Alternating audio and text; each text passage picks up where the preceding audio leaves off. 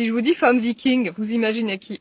Probablement Lagertha, cette grande guerrière indépendante et libre, mais c'était pas comme ça dans le temps.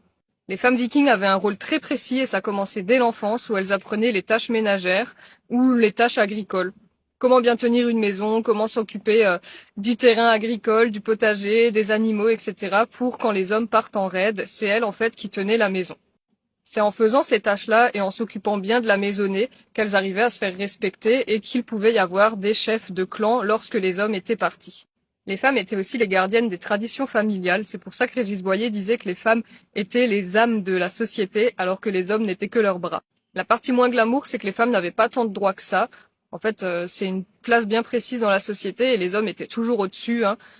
Le patriarcat, comme on dit aujourd'hui. Mais du coup, en fait, elles s'occupaient du foyer, donc elles étaient là pour enfanter, pour s'occuper de l'agriculture, des animaux, etc. Mais elles étaient respectées pour ça. Le fait qu'elles s'en occupent bien de tout ça, ça apportait un profond respect quand même de la part des hommes. Cependant, les hommes avaient beaucoup plus de droits, c'est-à-dire qu'ils pouvaient avoir plusieurs femmes. Les femmes n'avaient le droit d'avoir qu'un mari. Le mariage était principalement obligatoire d'ailleurs. Une femme qui n'était pas mariée n'était pas forcément une bonne femme.